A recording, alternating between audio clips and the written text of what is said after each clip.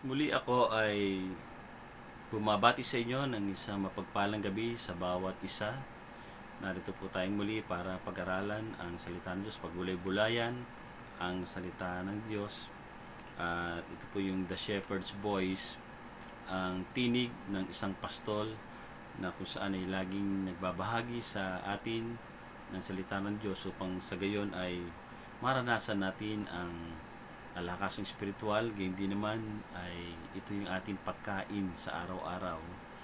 Mas lalakas ang ating spiritual kung araw-araw nating pinapakain. Hindi po ba? Katulad ng ating physical na pangangatawan, kung hindi natin ito pakakainin, hindi rin tayo lalakas. Ngayon, naka-quarantine, puro kain no? Yung ginagawa natin. Imagine ninyo, kakakain lang. Mamaya, tatanungin na naman, ano kaya ang ating pagkain mamaya? O bukas, ano naman kaya ang ating kakainin? So, lagi nating iniisip yung kakainin natin. Pero meron na bang nagtanong sa inyo, ano kaya ang pagkain spiritual natin ngayon? Mabuksan ngayon ating Bible. Ayan, ako'y nananabik na sundan ang buhay ni Haring David. Kayo ba'y nananabik na sundan ang buhay ni Haring David? Okay, pag-aralan po natin ang buhay ni Haring David. Binabasa po natin ngayong gabi nito yung ikalawang Samuel chapter 3, chapter 4, and chapter 5. Ang babasahin ko po ay dito sa ikalawang Samuel 5, 17 hanggang 20. Okay, ganito pong sinasabi. Nang mabalitaan ng mga Filisteo na si David ay kinilala ng hari ng Israel, tinipon nila ang kanilang hukbo upang siya'y digmain. Ayan. Umabot ito sa kaalaman ni David, kaya nagpunta siya sa isang kuta. Dumating ang mga Filisteo at humanay sa kapatagan ng Rephaim. Sumangguni si David kay Yahweh, lalabanan ko po ba ang mga Filisteo? Matatalo ko po ba sila? Lumusob ka at magtatagumpay ka. Sumagot si Yahweh. Lumusob nga si David at tinalo niya ang mga Filisteo sa Baal Perasim. Sinabi niya, nilupig ni Yahweh ang aking mga kaaway na parang dinaanan ng rumaragasang baha. Kaya Baal Perazim ang itinawag sa lugar na iyon. Palayan ng Panginoon ang pagkabasa at pagkarinig ng kanyang banal na salita. Samahan tayo ng ating banal na Espiritu na siyang magbigay sa atin ng kaunawaan, paggabay, para tayo po ay mayroong tamang pagkaunawa dito sa mga binasa natin. So dito sa mga kabanata na ito na ating binasa ay itinalaga na hari na si Haring David ng Juda at ng Israel. So napatay na rito si Isboset, yung anak ni Saul. Kaya siya na rin ang itinalagang hari ng Israel. Okay. And then ito po'y katuparan ng mga pangako ng Diyos kay David. Bagamat nagtangka yung isang anak ni Saul na si Isboset na pumalit bilang hari sa kanyang ama, hindi naman ito nagtagumpay, kundi siya ay pinatay. No? At sa pagtayo ni David bilang hari, ay pinangunahan niyang muli ang bayang Israel laban sa mga Filisteo. Dahil alam naman natin, nung siya nasa Juda pa, hindi siya hindi nakikialam ang Filisteo kay Haring David. Pero nung nasakop na niya o naging hari na siya ng Juda at ng Israel, dahil wala na nga si Isboset, so si Abner wala na din, ay nagkaroon ng pangamba itong Filisteo na muling masakop yung kanilang mga lugar doon na medyo nasakop na nila sa bansang Israel. So kaya sila ay gumawa uli ng isang hukbo at sila ay nagtangka na muling lumaban dito kay Haring David. Ayan. And then ang mabalitaan nito ni Haring David ay sumangguni siya kay Yahweh at tinanong kung lulusubin nila ito at kung magtatagumpay sila. Kaya ang tugon ni Yahweh, oo, lumusob ka at magtatagumpay ka. Ayan. So malinaw ang instruction ng ating Panginoon Diyos at ito yung sinunod nila. Sa kanilang paglusob ay pinangunahan sila ni Yahweh at nakamit nila ang tagumpay sa magitan ni Yahweh na malinaw na sinabi do sa talatang ating binasa. Ayan. So, ginawa lamang nila yung instruction ni Yahweh na sila ay dumusob, magtatagumpay sila. Pero kung ang ginawa nila, hinintay nila yung kalaban na siyang lumusob sa kanila, baka iba ang mangyari. Ano po? So, nilupig ni Yahweh yung mga kaaway na parang dinaanan ng rumaragasang baha. So, alam naman natin yung rumaragasang baha. Yan yung pag dumating, parang tsunami, na kung saan talagang wawalisin lahat yung mga madaanan niya. Pati mga bahay, di ba? So, nadadala nila. Ganyan ang puwersa ng baha. So, ganyan din ang puwersa ng Panginoon sa pagdating sa labanan. Parang iya rumaragasang basa, winawalis niya yung kanyang madaanan. So, ibig sabihin, talagang grabe ang kapangyarihan ng ating Panginoong Yahweh, no?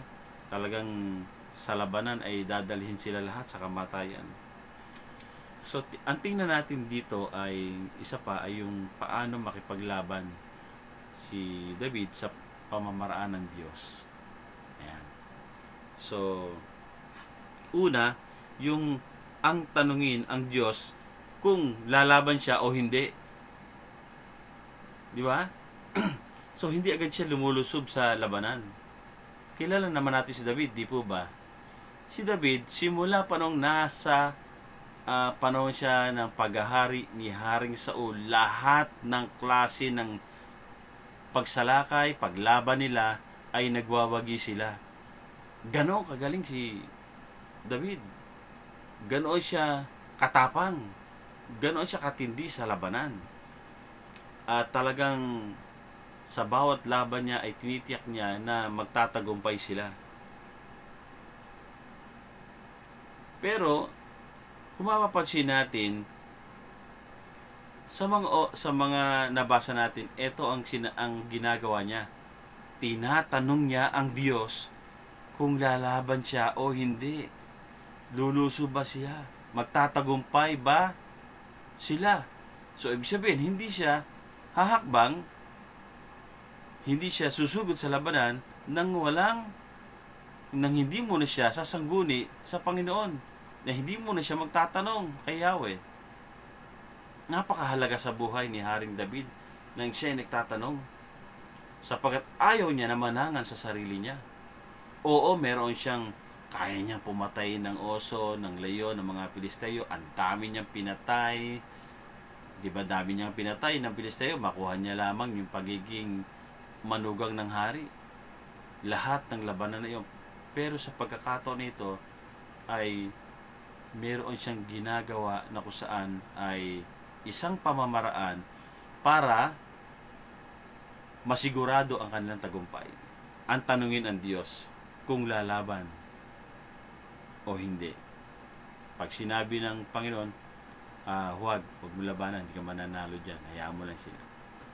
O sige, lusubin mo, magtatagumpay ka dyan. Ayan.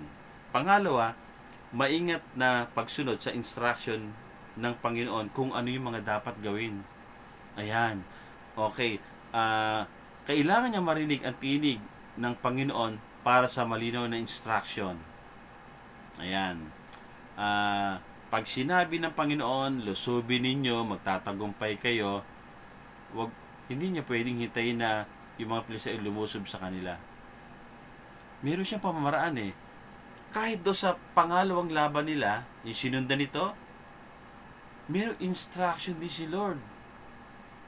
O huwag kayong basta-basta lulusob dito sa laban. May mga instruction. O ikutan nyo do sa likod. May mga gano'n siyang instruction. Ano?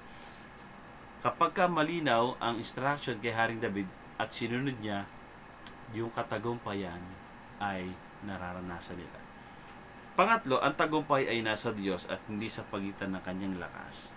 Ayan. So, alam ni David na hindi sapat ang kanyang kalakasan at karunungan. Kaya nga sumasangguni siya kay Yahweh. Kaya nga humihingi siya ng instruction, di ba? Dahil alam niya na ang mga Pilisteyan ay talagang magagaling sa laban. Kumpleto ang mga kagamitan, ang mga sandata nila. Di ba nga dyan ang pagawaan ng mga sandata, mga sibat, mga espada, kung ano nung mga sandata ay dyan ginagawa. Kaya kumpleto sila, may mga karway sila, meron silang mga gear sila, meron silang mga balote, may mga helmet sila dyan. So kumpleto sila. Pero iba naman ang sandata ni Haring David. Ang sandata niya ay si Yahweh. Kay Yahweh siya humihingi ng lakas, ng puwersa, ng karunungan, ng kaalaman sa pakikipaglaban. Hinahayaan niya na kumilos ang Panginoon sa kanyang pakikipaglaban. Dahil alam niya na higit na nakakaalam ang Panginoong Yahweh sa mga labanan na iyon. Di po ba? Tayo kaya, paano tayo makipaglaban? Ang tao, pagka sinalungat, itong mga pamantayan na ito na ginagawa ni Haring David, o tingnan po natin, kung ang gagawin po natin ay yung pansariling kaalaman, hindi po tayo sasangguni o hindi tayo mananalangin sa Diyos upang alamin ang kanyang kalooban. Meron tayong mga ministry na dapat gawin. Meron tayong mga pinapatakbong mga gawain. Meron tayong mga misyon na gagawin. Meron tayong mga pagpunta sa ibang lugar para mag-evangelize. Pero ikaw, hindi ka sasangguni. Sasabihin mo, alam ko na yan. Maraming panahon, maraming beses na akong ginawa namin yan. Alam ko na yan. Bakit naman kailangan pa akong sumangguni? Sa palagay mo ba ay magagawa mo ang lahat ng bagay? Alam mo ba ang iyong mga daratnan doon? Pagdating mo ba doon ay yung nasa isip mo ay yung talaga yung mangyayari? Naiiba ang mga sitwasyon. Kaya kailangan ng panalangin. Huwag sundin ang mga salita ng Diyos mula sa kasulatan o baliwalain ang payo ng mga spiritual leaders natin. Tayo, meron tayong mga kinakaharap sa mundong ito. Pag hindi tayo nananga sa salita ng Diyos, sasabihin natin ako naman may pera pa, ako naman meron pang isang kaban na bigas, ako naman meron pang mga kakainin. Siguro mga isang buwan aabot pa ito. So, hindi ko na kailangan mag-aral pa ng salita ng Diyos at tumingin ng lakas sa Panginoon. Bakit pa kailangan yan? Palalakasin na ako ng mga naimbak kong ito, mga naipon kong ito. Naku, baka sabihin ng Panginoon, ngayong ding araw nito, babawian ka ng buhay. Kanino mapapupuntang inipon mong yan? May pamamaraan ng Diyos. Ang salita ng Diyos ay powerful. Ang salita ng Diyos ay makapangyarihan. Kaya yun ang kinukuha natin sa Panginoon. Yung kanyang instruction, yung kanyang mga salita na magiging gabay natin sa ating pakikipaglaban. At ito ay nakukuha natin sa mga spiritual leaders natin, sa mga mentor natin, sa mga taong malawak ang pananaw sa kanilang mga sarili. Malawak ang kaalaman, may mga pinag-aralan. Kaya si Haring David, sumasangguni siya sa mga priest, sumasangguni siya sa mga itinalagang spiritual leader. Sumasangguni siya kay Samuel, sumasangguni siya sa mga, dahil alam niya na kailangan niya yon. Kaya tayo dapat alam natin na kailangan din natin yon. Huwag tayong manangan sa sarili natin. Pag gumawa tayo ng isang hakbang, hindi alam ng mga spiritual leader natin, akala mo lang kaya mo, pero makita mo, palpak ang ginawa mo. Bakit palpak? Yung hindi paghingi ng payo,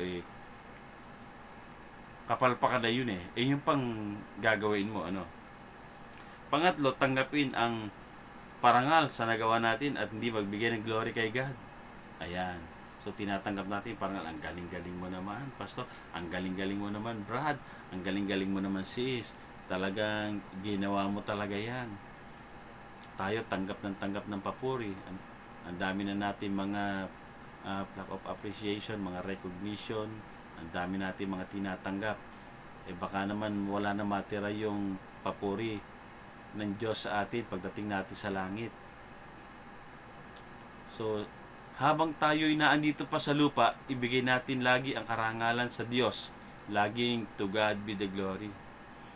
Ibigay natin sa Diyos ang kalwalatian sapagkat alam natin na siya ang nagbibigay ng tagumpay sa atin. Si David ganoon. Sinasabi niya, hindi siya nagtagumpay sa sarili niya. Lagi niya sinasabi, si Yahweh ang nagbigay ng tagumpay sa amin. Lagi yun ang sinasabi niya. Kaya dapat ganoon din tayo. Dahil kung lagi nating sinasabi na tayo ang magaling, tayo ang sikat, tayo ang gumawa niyan, tayo ang nagbigay niyan, ano mangyayari sa atin? Na kinuha na natin lahat ang parangal, ang papuri, na wala na para sa Panginoon. Kung itong tatlo na ito ay siyang gagawin natin, ay ito po ang ating magiging kasalanan para hindi tayo magtagumpay sapagkat ito po yung ginawa ni Haring Saul. Kaya hindi siya nagtagumpay. Ang lahat ng ito'y pawang kasalanan sa harap ng Diyos. Kung nais natin magtagumpay sa laban, gawin din natin ang pamamaraan ni Haring David. Huwag yung pamamaraan ni Haring Saul. Pero hindi naman laban sa mga Pilisteo ang laban natin ngayon, kundi laban sa ginagawa ng kaaway sa ating bansa. Kaya patuloy nating ipaglaban sa magitan ng ating pananalangin, pagtatanong sa Panginoon kung ano yung mga dapat nating gawin, at kung tayo magtagumpay, ibigay natin ang glory kay God. Huwag natin kunin. Di po ba? Napakarami mga nagpapasikat, ang daming mga nagyayabang na ginagawa nila sa ating bayan, sa mga kababayan na gustong laging papurihan, makakuha ng maraming like and comment. Kung tayo magbibigay, sabi sa Panginoon, ng Panginoon, yung ibinigay ng iyong kanang kamay, huwag mo na ipaalam sa kaliwa. Hindi natin ipaalam sa mga tao na tayo ay nagbibigay. Nagbigay tayo ng buong puso dahil ginagawa natin ito, dahil ito ay inutos sa atin ng ating Panginoon. Alalahanin po natin na okay lang tayo magpasalamat sa mga taong tumulong sa atin. Maraming salamat sa kanila. Pero bihira po ako mag-post sa Facebook, sa Messenger. Nagpo-post ako pero sa mga Facebook para makita lamang ng lahat na may nagbigay sa akin. Hindi ko na kailangan pong itong ipangalandakan pa sa buong mundo. At kung meron man akong binigyan, hindi ko pa para i-post sa mga Facebook natin, Facebook account natin, para sabihin may binigyan lamang ako at may tinulungan. Gawin natin ito dahil ito'y pinapagawa ng Panginoon. At alalahanin natin na ang pangalan ng Panginoon ang gusto natin maparangalan sa buhay natin. Kaya sa bawat laban natin, sumangguni tayo sa Panginoon, alamin natin instruction at magbigay tayo ng glory sa ating Panginoon. Tayo manalangin. Salamat ng marami sa iyo, O Diyos, sapagkat kami po patuloy mo tinuturuan ng mga bagay nito, kung ano yung mga dapat namin maging stand sa aming paggawa ng kabutihan o sa pagtanggap ng kabutihan. Lagi naming alalahanin at isipin na ikaw ang kumikilos sa buhay namin, kaya naman ikaw lamang ang dapat na maitaas sa aming buhay, mga parangalan namin. At salamat dahil may mga tao na nagiging daluyan nagpapapala sa bawat isa sa amin. Patuloy mo silang pagpalain, ingatan, at hayaan mo, O Diyos, na ang kanilang mga lihim na pagtulong ay bigyan mo rin ng lihim na pagpapalang nagbumula sa iyo. At naniniwala po kami sa bawat pagbibigay nila, masigit ang ibibigay mo para sa kanila. Salamat sapagkat tinuruan mo kami ng tungkol sa tamang dapat namin gawin sa pakikipaglaban sa mundong ito, na sa aming pakikipaglaban nito ay hayaan mo na ang kalakasang nagmumula sa iyo ang aming taglayin, ang karunungan, na sa gayon hindi po kami madaya ng kaaway, malinlang na kaaway sa pakikipaglaban namin, kundi makita sa bawat sa amin na kababaang loob, ang kabutihan, ang kaayusan sa aming buhay. Salamat o Diyos sapagkat ang aming mga pamilya ay patuloy pinagkakaloban ng lahat ng aming mga pangailangan. Salamat o Diyos dahil nakikita namin na unti-unti nang tinutugon ang aming mga panalangin para sa aming bansa, sa mundong ito, sa nangyayari, sa bawat sa amin, sa aming pamilya, sa iglesia, at sa buhay ng bawat isa. Naniniwala po kami na darating ang panahon na ito'y aalalahanin na lamang namin, na sa aming pagtawag sa iyo, pagsunod sa iyo, at pagbibigay ng kaluwalhatian sa iyo, ay nagkaroon ng katagumpayan ang laban na ito na nararanasan namin ngayon. Salamat o Diyos sa pagtugon sa dalangin ito. Sa pangalan ng Panginoong Diyos na pamaming dalangin. Amen. Salamat pong muli sa inyong pakikinig, pagsama sa ating pag-aaral. At sa susunod po pa pong pag-aaral natin ay magsama-sama tayo at patuloy magbulay-bulay ng salita ng Diyos.